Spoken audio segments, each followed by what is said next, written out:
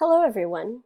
Today we will be learning how to search wordreference.com, a multilingual online dictionary that is great for language learners. To get started, pick a web browser of your choice and go to wordreference.com. Once you're here, you will see a search bar, and below that, a drop-down menu with options for various languages. This site offers a variety of commonly studied languages, but it will not have everything. It has the most resources for Spanish, French, and Italian. It also has a monolingual English dictionary.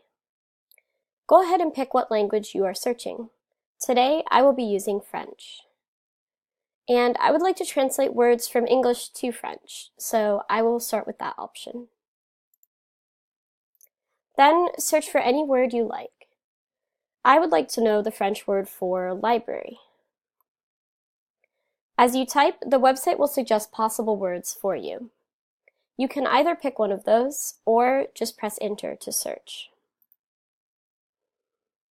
Okay, so now at the top of the page, we can see the main definitions and translations for the word library. In French, a library is a bibliothèque, and it is a feminine noun. I can see that by looking at the information here to the right of the translation.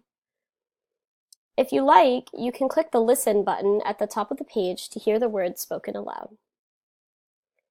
Also, if you scroll down, you can see some derivative or similar translations of the word.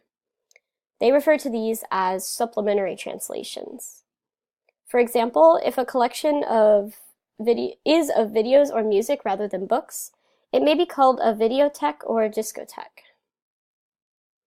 Finally, at the very bottom of the page, you will notice what they call formes composées, which are composite forms of the word. I can see here that the study of library science would be called bibliothéconomie.